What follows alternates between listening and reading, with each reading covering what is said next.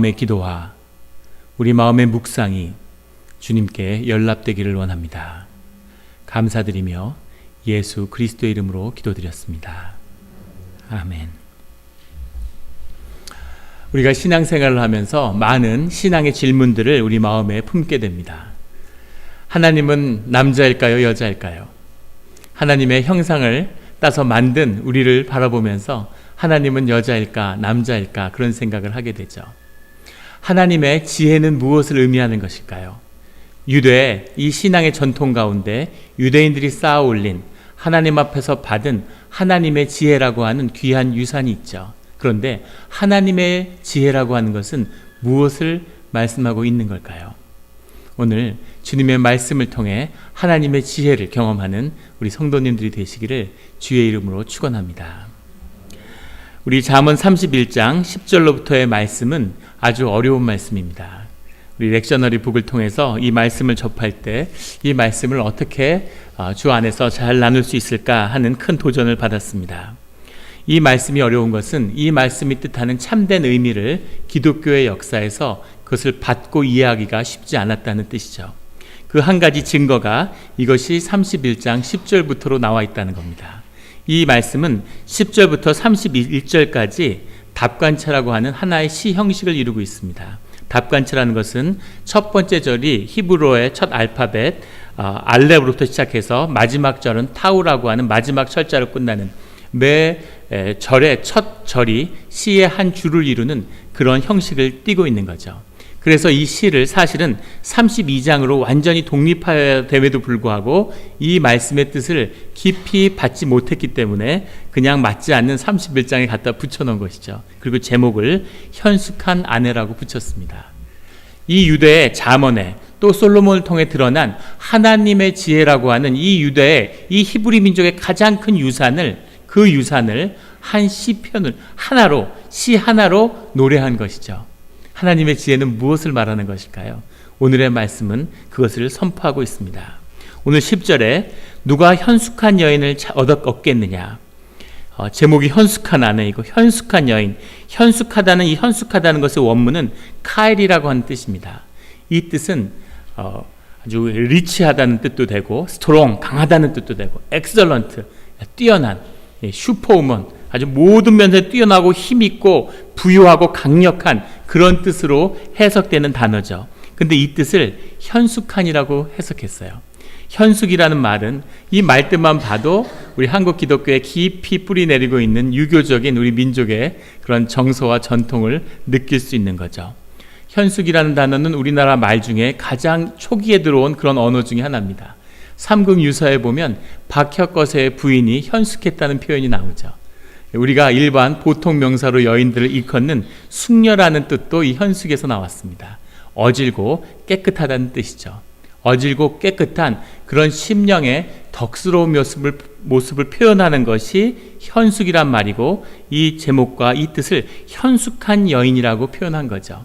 하지만 여기 나오는 여인은 슈퍼우먼입니다. 모든 것에 다 뛰어난, 모든 것을 다 잘하는 그런 슈퍼우먼이죠. 우리 이민사회 가운데 많은 시련과 삶의 고난을 이겨내고 슈퍼우먼으로 거듭난 그런 집사님, 권사님들이 많이 계시죠. 우리 교회도 많이 계십니다. 그런 슈퍼우먼, 삶의 모든 것을 책임지는 슈퍼우먼의 이야기죠. 한국에 있을 때 한 교회 청년이 대학부 청년인데 와서 상기된 얼굴로 자기가 배우자에 대한 기도를 시작했다고 그러더라고요. 그래서 어떤 기도를 하고 있냐 이렇게 물어보니까 그 청년이 뭐라고 대답하냐면 잠언 31장에 나오는 현숙한 여인을 얻게 해달라고 그렇게 자기가 기도하고 있대요. 그래서 너는 사실 현숙한 여인을 부인으로 얻고 싶은 게 아니라 평생을 건달로 살고 싶은 게 아니냐 이렇게 물어봤어요. 여기 나온 이 현숙한 여인의 남편은 말 그대로 건달입니다. 땀을 흘리지 않고 남편에게 의지해서 살아가는 셔터맨, 남자들의 로망. 부인이 가게를 하니까 아침에 일어나서 부인을 출근할 때 출근을 시켜주고 셔터문을 올려주고 하루 종일 빈둥대다가 퇴근할 때 가서 셔터문을 내려주고 와이프를 퇴근시켜드리는 그런 건달의 삶이 여기 담겨있죠. 남편의 삶은 어떤 것이냐면 11절에 보면 그런 자의 남편은, 이 현숙한 여인의 남편의 마음은 그를 믿나니, 남편이 하는 일은 그런 부인의 일을 믿는 것입니다. 부인을 끝까지 믿어주는 것, 이것이 남편의 일이고, 23절에 보면 그의 남편은 그 땅의 장로들과 함께 성문에 앉으며 사람들의 인정을 받으며, 부인을 믿어주고 무슨 일을 주로 하냐면 그 땅의 장로들, 유력한 지도자들과 함께 성문 앞에 앉아서 사람들의 인정을 받는 거죠. 게으름을 피면서 인정을 받으면서 사람들이 우와, 야, 그 멋진 구두 그 부인이 새로 사준 거야? 아이, 그 양복을 새로 사니까 그냥 맞추려고 신었지. 이런 인정을 받으며 게으름을 피면서 성 앞에서 사는 것, 이것이 그 여인의 남편의 일입니다. 28절에는 그 남편은 칭찬하기를, 그 부인을 칭찬하는 거예요. 보이십니까? 세 가지, 인정받고 부인을 믿고 부인을 칭찬하는 것, 이 세 가지만 하는 것이 남편의 일이고, 그 밖에 모든 일을 현숙한 부인이 감당하고 있는 거죠. 12절에 그런 자는 살아있는 동안에 그의 남편에게 선을 행하고 악을 행하지 아니하느니라. 이런 부인은, 이 슈퍼우먼은 살아있는 동안 남편에게 선을 행하고 악을 행하지 아니하느니라. 남편에게 끝까지 악을 행하지 않고 선을 행하는 우리 와이프들이, 여성도님들이 되시기를 주의 이름으로 축원합니다. 1부 예배 때도 아멘이 안 나오던데 우리 2부 때도 아멘이 안 나오는군요.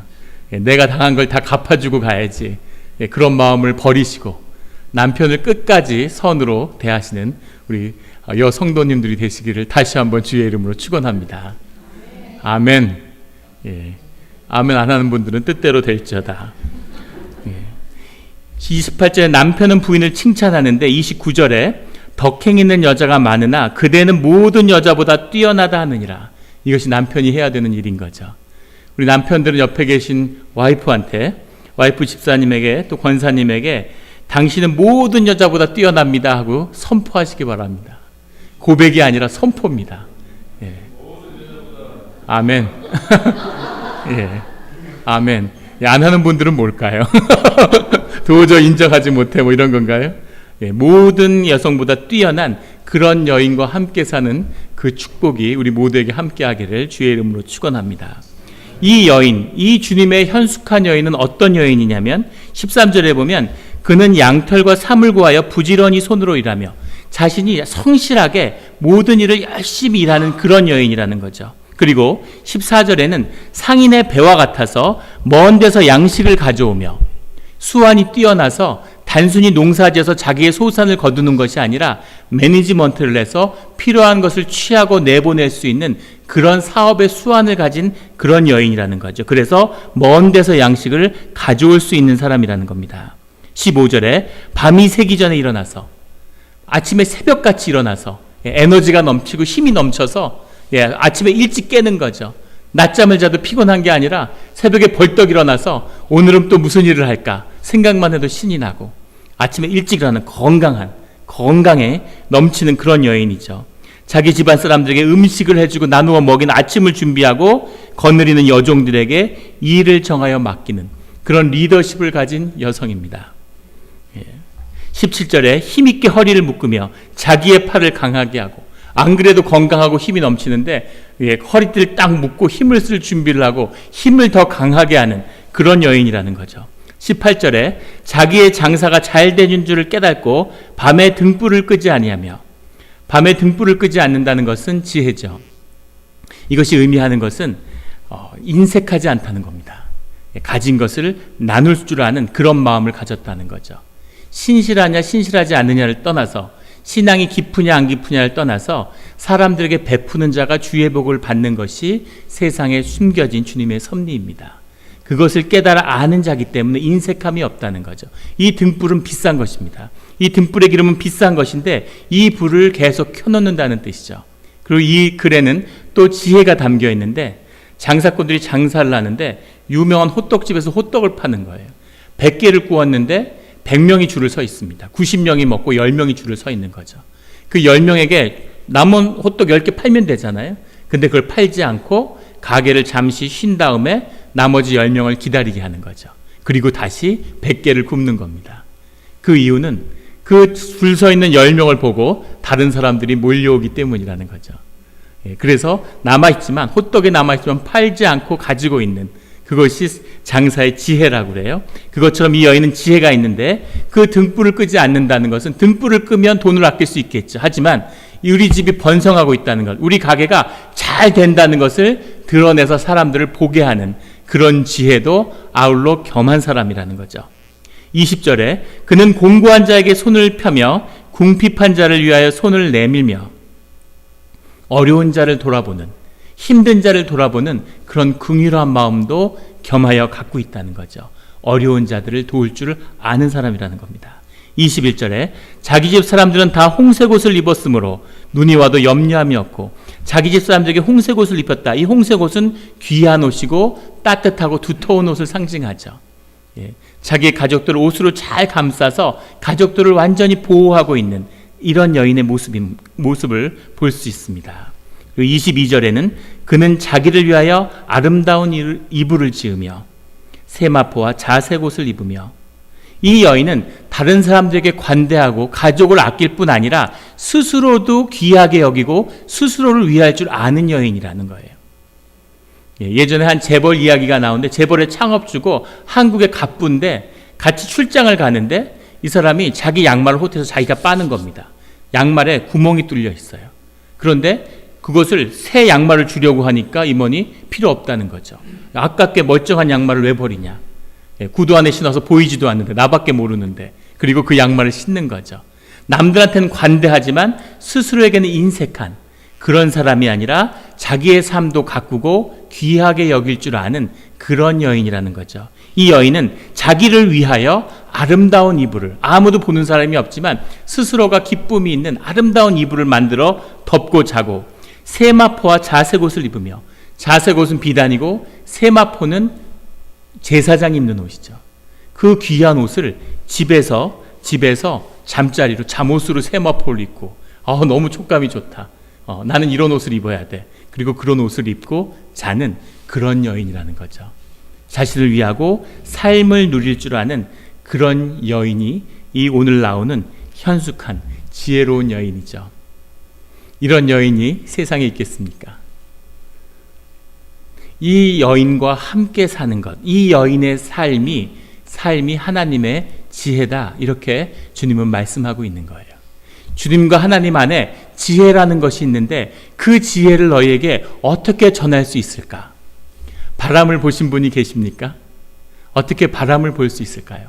어떻게 바람을 보여줄 수 있을까요? 바람은 보이지 않는데, 하지만 깃발을 보면, 풍차를 보면 바람이 있는 것을 볼 수 있죠.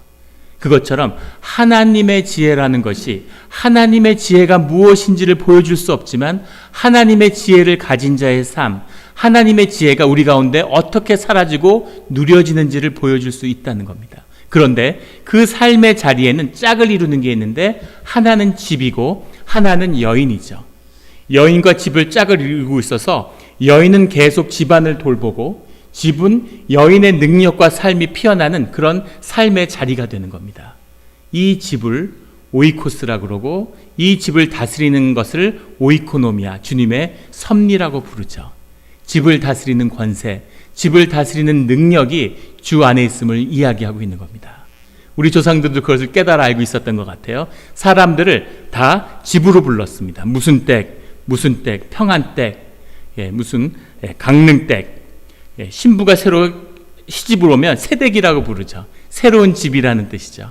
한 여인이 오므로 해서 새로운 가정이, 새로운 집이, 새로운 주님의 섭리와 삶의 보금자리가 시작되는 거죠. 그것이 여인에게 달려있는 겁니다. 어떤 여인이 시집 오느냐가 그 집안의 운명을 가르는 거죠. 이승만 박사, 한국의 건국 대통령이 이승만 박사의 부인이 프란체스카 여사였죠. 프란체스카 여사를 기록해 보면 한국 사람들이 다 호주댁이라고 불렀습니다. 그래서 저는 프란체스카 여사가 호주에서 온 사람인 줄 알았어요. 그런데 최근에 무슨 자료를 보다가 프란체스카 여사의 고향이 오스트리아더라고요. 오스트리아인데 오스트레일리아하고 헷갈려서 다 호주댁이라고 불렀던 거죠. 호주에서 온 여인. 하지만 그 여인에게 한국이라고 하는 이 집의 운명이 걸려 있는 거죠. 이 집안의 운명, 그 집을 다스리는 권세가 이 여인에게 있다는 겁니다. 집과 여인이 짝을 이루어서 그 안에 하나가 될 때 누려지는 삶의 자리, 생명의 능력, 이것이 하나님의 지혜라는 것을 잠언은 말씀하고 싶은 거죠. 하나님의 지혜, 우리가 삶으로 누려야 하는 삶의 능력, 힘이 있고 능력이 있고 고집이 있고 사업의 수완이 좋고 이런 사람들은 있겠지만 이 모든 것 속에서 긍휼을 알고 하나님을 찬양하며 온전한 삶을 누릴 수 있는 능력, 이것이 하나님의 지혜라는 거죠. 하나님의 지혜는 숨겨져 있지만 뭔가 신비하고 알 수 없는 것이 아니라 우리가 삶으로 누려져야 되는, 우리의 삶의 능력으로서 나타나야 되는 그런 삶의 자리에 생명의 힘이라고 하는 것을 우리에게 유산으로 남기고자 하는, 이것이 잠언이 말하는 참된 뜻이라고 저는 믿습니다.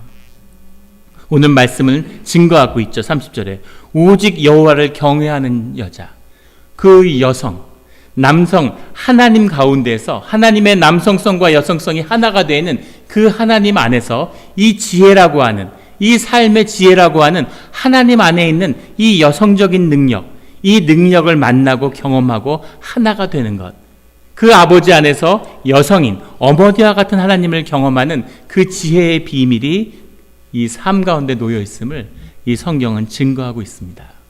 삶을 산다는 것, 삶의 자리라는 것은 우리에게 어떤 의미가 있는 것입니까? 남아공의 극작가, 유명한 극작가인 아돌 후가드라고 하는 사람이 쓴 돼지우리라고 하는 희곡이 있습니다. 이 돼지우리라는 희곡은 실제 41년간 군대를 탈영해서 41년간 돼지우리에 살았던 한 소련 병사의 이야기, 그 실제의 이야기를 바탕으로 해서 쓰여진 그런 희곡이죠. 이 희곡의 주인공 파벨 이바노비치 나브로스키라고 하는 주인공은 2차 대전에 1943년에 겨울전쟁에 참가하게 되죠. 가장 잔혹하고 가장 대규모고 가장 중요했던 2차 대전에 세계전의 승부를 갈랐던 나치 독일과 소련의 그 겨울전쟁, 그 참혹한 겨울전쟁, 수백만이 죽어나가는 그 전쟁의 터에서 살아남기 위해서, 생존을 위해서 이 주인공은 전장을 이탈해서 탈영병으로 자기 고향에 돌아가게 되죠. 부인을 보고 싶고 부인과 함께하고 싶어서 전쟁터를 벗어난 겁니다. 전쟁터에 돌아왔지만 탈영병이 발견만 하면 재판도 없이 그 자리에서 쏴 죽이는, 직결 처분해버리는 당시의 환경에서 도저히 살아갈 방법이 없기 때문에 자신이 부인이 하고 있는 돼지우리에 숨어서 거기서 연명을 시작한 거죠. 돼지우리에 숨어서 전쟁이 끝나기만을 기다렸는데 전쟁이 끝나는 날 전사자들의 추모의식에 참석해서 그 추도식에서 부인이 사실은 내 남편이 살아있고 우리 돼지우리에 숨어있다고 고백하고, 그리고 사람들에게 좀 질책을 받겠지만 새로운 삶을 시작할 줄 알고 기다렸는데 그 추모식에서 돌아온 부인이 거대한 훈장을 들고 남편 앞에 나타난 거예요. 남편은 이미 세상의 영웅이 되어 있는 거죠. 전사자고 독일에 맞서 조국을 위해서 목숨을 바친 용사로 용사의 메달, 인민 영웅 메달을 들고 자기 집으로 돌아옵니다. 마치 우리의 삶처럼 거짓된 이름, 높은 허명은 남았지만 내 삶의 자리는 이제 잃어버린 돼지우리에서 계속 숨어서 연명해 살아가야 하는 그 삶이 열린 거죠. 하루하루를 돼지우리에 살면서 이 주인공은 고통 속에 허덕입니다. 물은 100도씨에서 끓고 쇠는 1538도에서 녹아내리는데 내 삶은 이제 지푸라기 하나만 떨어져도 무너져 버릴 것 같다. 이런 고백을 하고 탄식을 하면서 하루하루를 보내는 거죠. 그 돼지우리 속에서 이 주인공이 이런 고백을 합니다. 결국 내 영혼마저 이 돼지우리와 똑같아지는 것은 아닐까. 나는 결국 돼지와 똑같아지는 것이 아닐까. 괴로운 거죠. 그 인생의 마지막에는 이런 고백을 해요. 인생이란 돼지우리 같은 삶 속을 맴돌다가 때가 되면 번잡하기만 하고 돌이키면 아무것도 없었던 그 자리를 떠나가는 것이 아닐까. 이렇게 삶을 돌아보는 거죠. 돼지우리 속에서 내가 배운 건 자기 연민뿐이다. 나 스스로를 불쌍히 여기고 내 삶이 왜 이렇게 됐나 스스로를 위로하는 그거밖에 남은 것이 없다는 거죠. 외롭고 비참하고 삶의 끝에선 도대체 벗어날 길이 보이지 않는 이 삶의 고통 속에서 이 주인공은 아주 중요한 결단을 하게 되는데 더 이상 사람으로 살지 말고 차라리 돼지가 돼야 되겠다, 이런 결심을 하게 되는 거죠.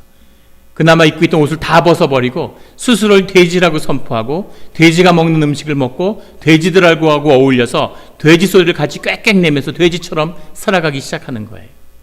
그런데 그 삶을 아무리 돼지같이 살아보려고 해도 그래도 돼지는 될 수 없는 돼지 같지만 돼지는 될 수 없는 것이 사람의 실존인 거죠. 고통 속에 오열하게 되는 겁니다.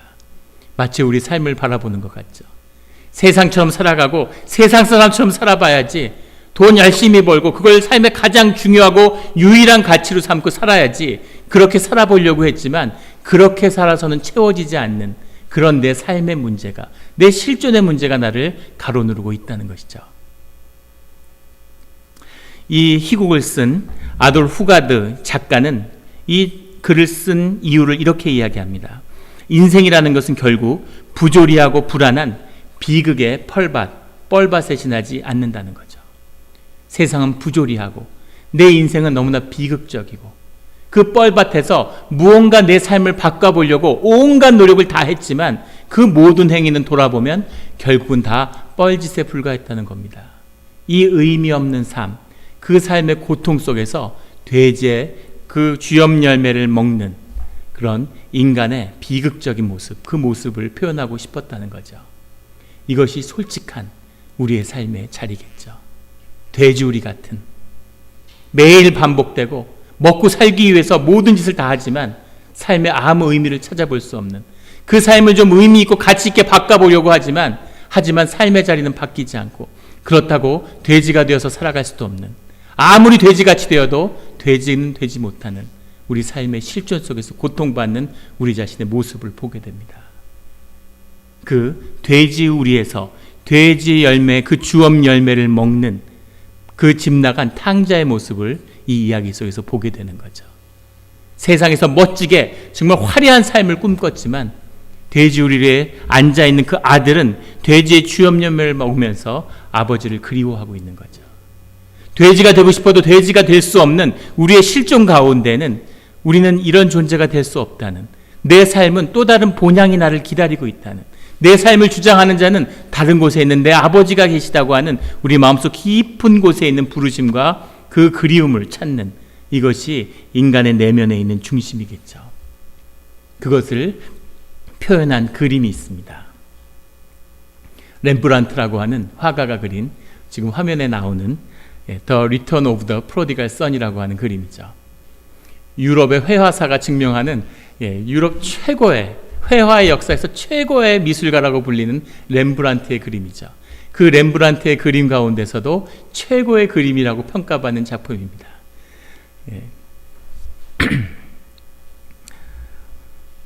페테스부르크, 러시아의 페테스부르크라는 그 항구 도시에 있는 에르미타주 미술관에 가면 이 그림이 걸려 있어요.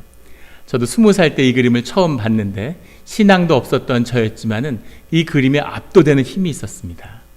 이 그림이 실물이 얼마나 큰지, 여기 나와 있는 사람들이 실제 사람보다 훨씬 크죠. 그래서 그림만 봐도 일단 그 크기에 압도되는 면도 있는데, 뭔가 알 수 없는 우리의 심령을 건드리는 진실이 이 그림 가운데 들어 있습니다. 우리가 잘 아는 20세기의 최고의 영성가라고 불리는 헨리 나우엔이 이 그림을 처음 보고 이 그림에 압도되어서 이 그림을 묵상하다가 하나님을 깊이 체험하고, 그리고 하버드 대학의 교수직, 테니어직을 버리고 라르슈라고 하는 그런 장애인 공동체에 들어가서 섬기는, 봉사하는 삶을 살아가기로 결단했다고 하죠. 그 책에 이 그림을 위해서 느꼈던 자신의 고백을 담은 책이 나와 있습니다. 이 책을 보면 이 아버지의 모습이 정말 눈이 마치 그리움 때문에 자식을 기다리다가 멀어버린 것 같은 그 눈을 먼 그런 모습을 볼 수 있죠. 자식을 감싸고 있는 그런 따뜻한 그런 아버지의 모습이 있습니다. 이 아들의 모습을 보면 이 아들의 모습은 머리가 하나도 없죠. 어떤 이들은 어린아이와 같은 모습이 되어야지만 하나님을 영접할 수 있는 그 뜻을 담은 것이라고도 이야기하고, 하지만 얼굴에는 고달픔과 아주 나이가 많이 먹은 그런 얼굴의 표정을 담고 있죠. 인생의 고뇌가 담긴 얼굴입니다. 어떤 이는 머리가 없는 것이 스스로가 죄인임을 자각한, 죄수들은 먼저 머리를 깎죠. 머리카락은 개성을 상징하는데 이미 내 개성도, 내 자아도 버려버린 하나의 죄인으로서 용서를 구하는, 그 발에 신발이 벗겨지고 고달픈 산 가운데 내가 스스로 죄인임을 깨닫고 아버지의 품에 안긴 그런 아들의 모습이라는 거죠. 그런데 렘브란트가 처음부터 이런 멋진 그림을 그린 건 아니었어요. 렘브란트가 30살에 그린 이 그림은 60대 후반에 그린 그림입니다. 30대에도 이 똑같은 탕자의 이야기를 그림으로 그렸는데 좀 전에 보신 그림과는 다르죠. 이 그림을 보면 이 아들은 아직 머리가 힘이 있고 젊고 개성이 있고 아직 인생의 주인공이 스스로 자신임을 말하고 있죠. 누가 봐도 이 이야기의 주인공은 아들입니다. 아들이 주인공이고 그것은 렘브란트가 자기 자신의 삶의 주인공이 자신이라고 보고 있기 때문이겠죠. 아버지를 찾아서 용서를 구하지만 그것은 내가 화해하는 것 속에서 새로운 삶이 내게 약속된 그 삶을 살아가는 나의 이야기인 거죠. 하지만 이제 60대 후반에 인생을 살아내고 평생을 신앙 가운데 씨름했던 그 렘브란트가 하나님을 만나고 그 고난 가운데 마지막 삶에서 표현한 이 그림에서 호소하는 이 아들의 모습은 완전히 변해 있습니다. 등이 보이는 죄인의 고달픈 얼굴에 불과한 아무 개성이 없는 이 이야기의 주인공은 아버지인 거죠. 아버지의 모습을 드러내는 아버지 하나님의 모습에 귀의한 그런 인간의 모습을 담고 있는 거죠. 근데 이 그림이 묘사하는 또 한 가지 비밀이 이 아버지의 손에 담겨 있습니다. 이 아버지의 손에는 손을 잘 보시면 왼쪽 손은 거친 남자의 손이죠. 두텁고 고생하고 힘이 들어간 그런 아빠의 손인데 오른쪽 손은 어머니의 손입니다. 손가락이 가늘고 곱죠. 하나님 아버지의 모습이지만 강한 아버지의 모습인 왼손과 그리고 아주 가느다랗고 고운 어머니의 모습의 손을 가진 그 두 모습이 부모의 마음으로 자녀를 감싸고 있는 거죠. 하나님 안에 어머니의 모습을 발견한 그런 렘브란트의 고백을 이 모습에 담았다고 합니다. 우리가 하나님을 경험하고 하나님을 아버지라고 고백합니다. 능력 있는 엘로힘 하나님, 세상을 창조하고 다스리는 야훼 하나님, 그 하나님을 우리가 아버지라고 고백하죠. 우리를 지켜주시고 세상을 창조하시고 우리를 인도해 주시고 질책하고 징계하며 우리의 삶의 방향을 제시하는 그 하나님을 우리가 아버지라고 고백했죠. 그런데 그 아버지 하나님을 만나는 길은 그 아버지의 어머니와 같은 우리를 애통해하고 우리의 삶을 긍휼히 여기고 우리를 기다리고 우리의 삶을 사랑으로 감싸고 그 아들을 위해서 피 흘려주시는 그 야훼 하나님을 예수 그리스도의 하나님으로 만나는 것, 그 아버지 하나님 안에서 그 하나님의 어머니 하나님을 경험하는 것, 그것이 우리 신앙에서 하나님을 경험하는 그 중심인 것을 고백하고 있는 것이죠. 이것이 하나님의 지혜임을, 하나님을 어머니로 만나는 큰 정의의 하나님이 계시지만 그 안에는 사랑의 하나님이, 긍휼의 하나님이, 공의 하나님이 계시지만 심판을 대신 거머쥐시고 긍휼의 피를, 보혈의 피를 흘려주시는 어머니 하나님의 모습이 그 안에 있는 그 하나님을 인격적으로 경험하며 의지하는 이것이 하나님의 지혜라고, 이것을 서구의 신학자들은 레이디 위즈덤이라고 부르죠. 그 지혜가 여성의 이름으로, 어머니의 이름으로 하나님 앞에 있다는 겁니다. 그 깊은 하나님의 지혜를, 하나님의 생명을, 하나님의 사랑을, 그 긍휼을, 자비하심을 우리 삶 가운데 신앙의 고백과 공의를 추구하는 우리의 삶 가운데 담아내는 것, 그것을 생명으로 살아가는 것, 이것이 하나님의 지혜라는 겁니다. 그 지혜를 만나고 그 지혜를 삶의 그릇에 담아서 삶 가운데 풍성한 생명의 열매를 누리는 우리 영락교회 성도님들이 되시기를 주의 이름으로 축원합니다. 같이 기도드리시겠습니다.